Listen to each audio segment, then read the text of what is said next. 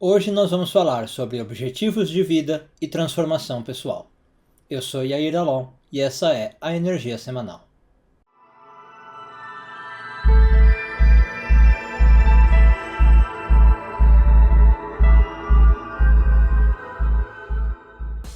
A energia dessa semana é bastante espiritualmente ligada ao Rosh Hashanah, o início do ano, o novo ano cabalístico, ou ano novo cabalístico, que vai ser celebrado amanhã à noite, segunda à noite.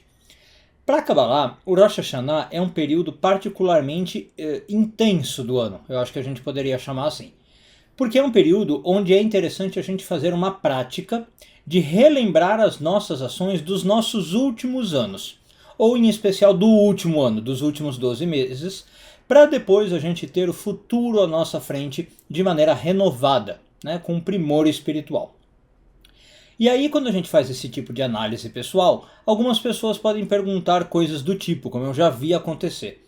Se eu tenho tantas coisas para corrigir, tantas coisas para melhorar, o que adianta eu corrigir 1 ou 2 pontos da minha vida? Dentre tantas coisas que eu poderia melhorar de mim, que valor tem se eu conseguir melhorar apenas uma questão minha, 2 questões minhas? Que diferença isso vai fazer na minha vida, Bom, e aí, justamente a porção dessa semana vem nos ensinar algo sobre isso. A porção dessa semana nos ensina que não existe problema algum em nós sermos imperfeitos, desde que nós não deixemos de buscar a perfeição. Em outras palavras, o que importa para Kabbalah não é chegar ao fim do caminho, mas estar sempre no caminho. Uma das figuras centrais de todo o texto da Torá, dos 5 livros de Moisés, é o próprio Moisés, considerado o maior líder de Israel. Um homem verdadeiramente iluminado, com um status espiritual elevadíssimo, maior do que qualquer outra pessoa já tenha atingido. Segundo alguns comentaristas, o grande legado de Moisés foi ele ter conseguido erguer e estabelecer 3 cidades-refúgio para a sociedade. No entanto, isso é um pouco curioso, porque se a gente olhar o texto com atenção, a gente vai ver que a ordem de Deus para Moisés foi que ele estabelecesse 6 cidades-refúgio, e não 3. Então como é que pode ser esse o seu maior legado, segundo alguns comentaristas, se ele sequer conseguiu concretizá-lo totalmente? Ele fez metade, deixou 3 cidades-refúgio. E justamente essa é a lição que eu queria deixar da Energia Semanal. A Kabbalah diz que isso é justamente um ensinamento da importância de eu começar a fazer algo de bom, mesmo que eu não consiga eventualmente chegar até o final da minha missão ou da minha ação como um todo.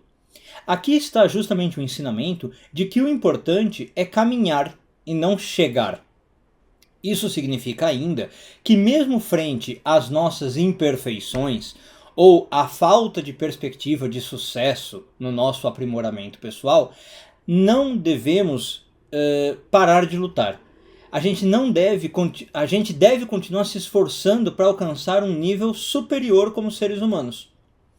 A Kabbalah nunca foi obcecada com coisas como estrelato, ou com o primeiro lugar.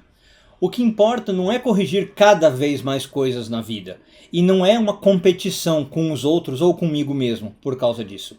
O que importa é atingir vitórias, mesmo que poucas, através do esforço empreendido na superação de desafios pessoais. E não importa muito o número de vitórias, não importa quantas elas são e se eu conseguir concretizar todas.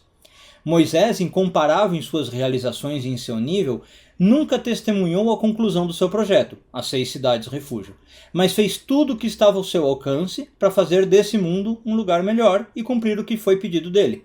E justamente esse foi considerado o seu maior legado, mesmo sem ter chegado ao fim, repito.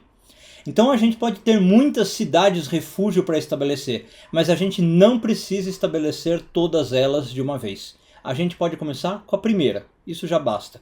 Cada pequeno avanço em nossa atitude, em nossa conduta, em nossa transformação é precioso.